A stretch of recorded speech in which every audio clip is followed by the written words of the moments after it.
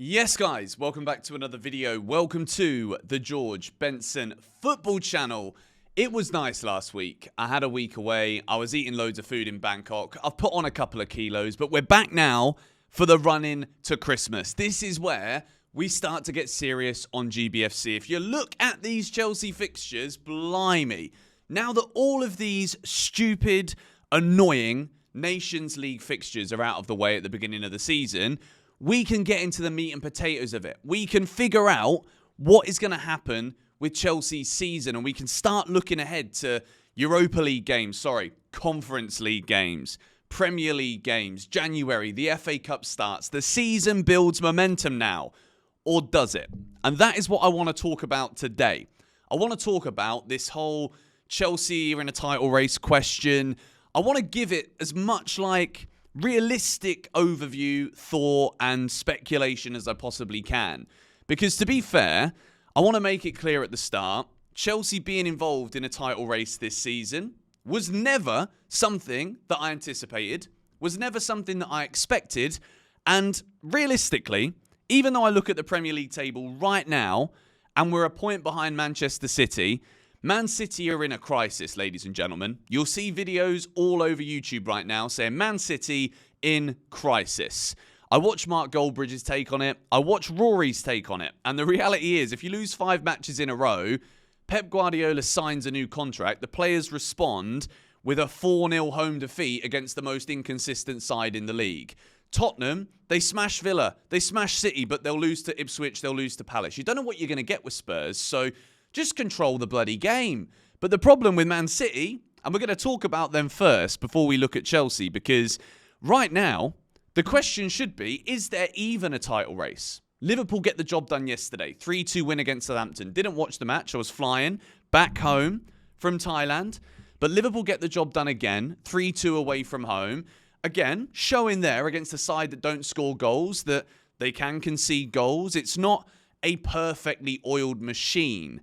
And Arne Slot, similarly to that of Enzo Maresca, was not expected probably this season to come in at Liverpool and win them the Premier League in his first year. It would be an absolutely phenomenal feat if that was to happen. But when you look at this table right now, there are 8 points separating Liverpool and City. Chelsea, Arsenal, Brighton are 9 points behind Liverpool. You start to look below that, and there's a 3-point gap to Spurs, Forest, Villa. Forest and Villa particularly, 2 sides that have kind of fallen off in recent weeks. But with Aston Villa, you've got Champions League football. So I'm looking at this and I'm like, well, Arsenal have got Odegaard back now. They've got Saka playing well, scoring goals again. Brighton are always going to be difficult. They're going to be there or thereabouts. But Liverpool are the side right now that just keep on winning. Even when they're not playing a perfect game, they're getting 3 points. And because the teams around them are dropping points left, right and centre, Chelsea struggling against the big boys. We'll talk about us in a minute. Arsenal had that patch of form. They've only won 1 of their last 5. But Man City are the ones that we've got to discuss here. Because based on the points and the form and the deterioration of Man City, if they're still in a title race, you look at Chelsea's fixtures between now and the end of this year, and I don't want to start getting carried away, because I remember about 3 years ago, Eunice and I did a video where we were talking about Chelsea, the December period. There's a lot of winnable games there, and then it all capitulated under Frank Lampard. So I'm aware of the past. I'm aware that you guys like to say, Benson, don't jinx things, don't get carried away.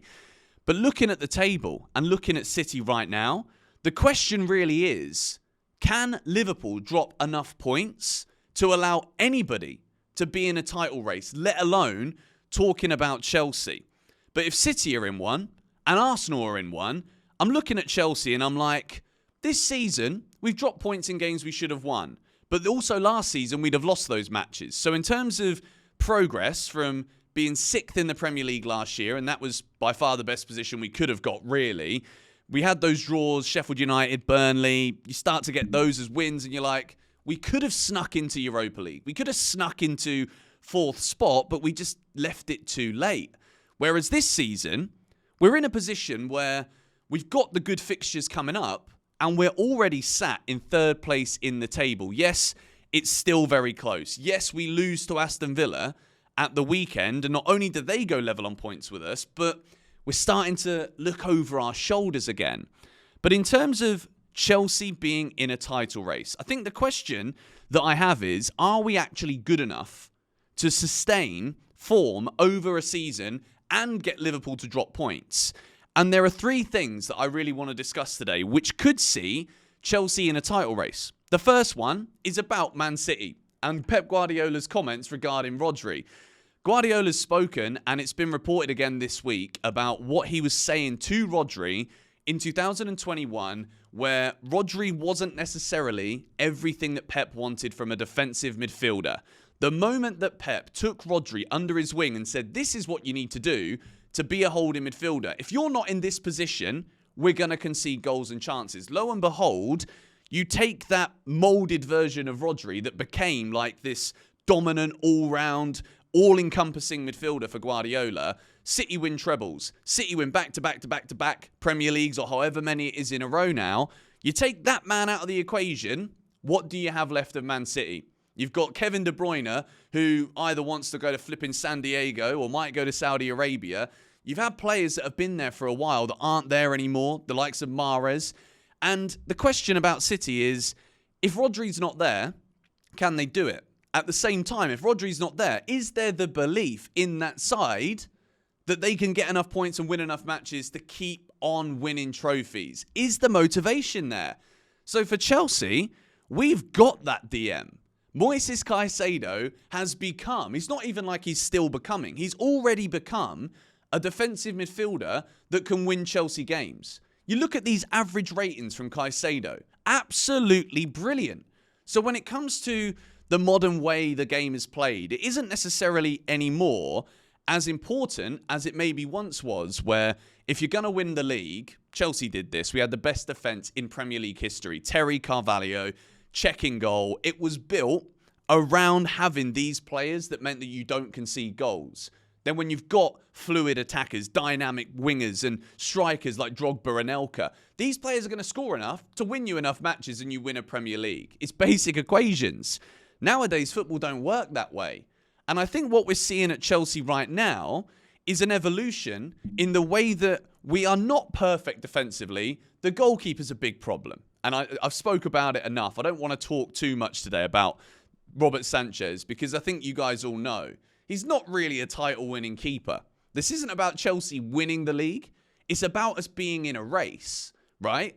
So when you're looking at the results in the table, it's all favourable for Chelsea right now. Other than that, Liverpool just flying high at the top and almost out of sight. They've got Man City at the weekend. That could really ruin Man City. It really could if Liverpool win that game. But with Chelsea, we've got Caicedo delivering in such an important position. And Rodri not being there for City is just proof of how important that defensive midfield position is. As well as that, we've got variance around him. You've got Lavia in games where you need a bit of extra protection. We've got Enzo to come in like he did against Leicester. And like I told you, Enzo Fernandez should have played that game and would have scored. I told you that in the preview, didn't I? Lo and behold, he scores the winning goal, arriving in the box. Something that Maresca has said he wants Enzo to be doing because Caicedo has got the DM on lock. Whether it's by himself against teams that won't offer as much pressure or with Lavia against teams that will put Chelsea under more pressure. And as much as we're not seeing wins in those games right now, Arsenal, Man United being the two main ones in question here, recent draws, we're not losing them. So in terms of progress, Chelsea are there. Massive progress has been made. Point number 2 is about Cole Palmer.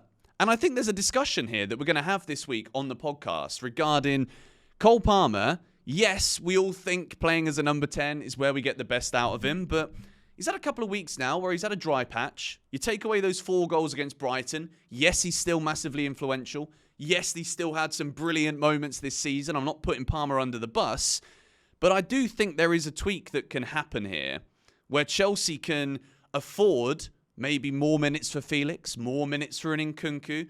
Maybe Palmer on the right wing isn't so bad of an idea after all. Just throwing the ideas out that we'll elaborate on this week on the podcast. So stay tuned for that and make sure you're subscribed to GBFC.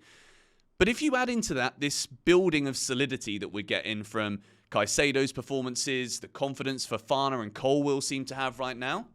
If we can find a way to get Palmer back on the score sheet every game, with the fixtures we got coming up, man, Chelsea will keep on winning matches.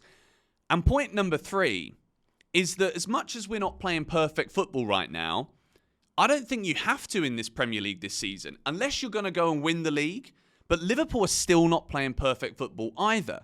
They're beatable. We saw Forest go to Anfield and do it. So I guess the real question here about Chelsea being in a title race is fully hinged on whether or not Liverpool can keep their squad fit. They're playing some really good stuff. They are the best team in the league right now, hands down. But can they sustain that over a season? I look at Chelsea's squad depth, and even though we've obviously got James out, Gusto, Neto, that's pretty much an entire right side that were out before this match. Other than that, injuries have been, touch wood, hits the desk, pretty favourable to us so far.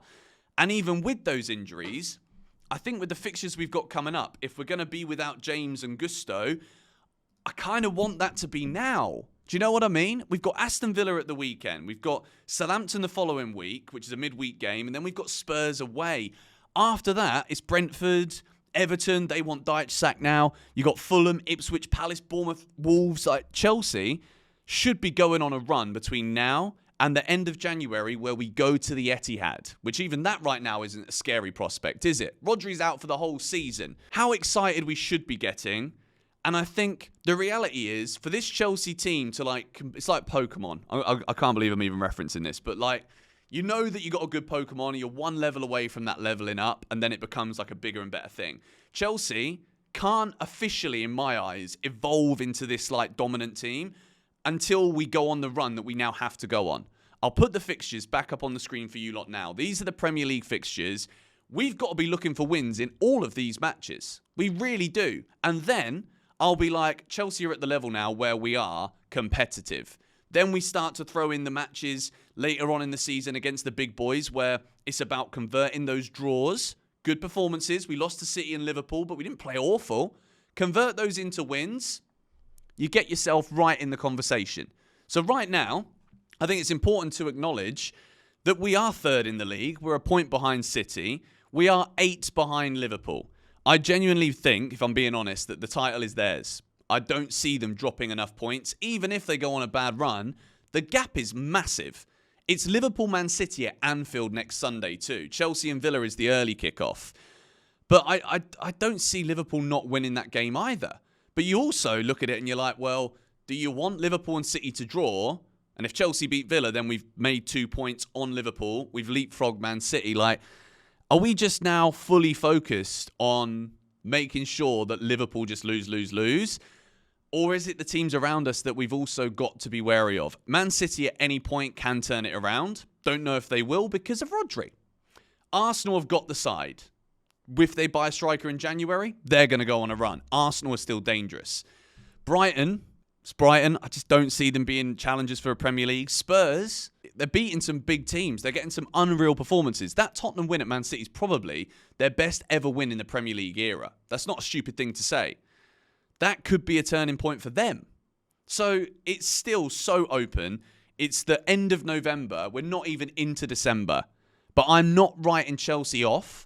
If we deliver in this run between, we've got 2 months now, November to December, December to January, with winnable fixtures. Absolutely winnable.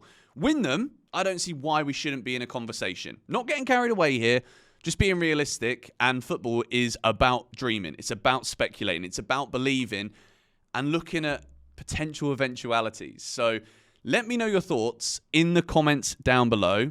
I'm going to delve into this in a lot more detail, get Harry's perspective on the podcast this week. So stay tuned for that content as well. It might be later today or it might be tomorrow. We've obviously got Heidenheim in the Conference League this week. So it's another busy week. If you guys haven't already, make sure you use the discount code GBFC10. If you're getting anything in the sales that are coming up, Christmas is coming up too, GBFC10 and the QR code on your screen here will take you to the Mega Store. Make sure you use that QR code or the link in the description, because then I get a little kickback from it too, and you guys get a discount. Subscribe if you are new. Come on, you Blues.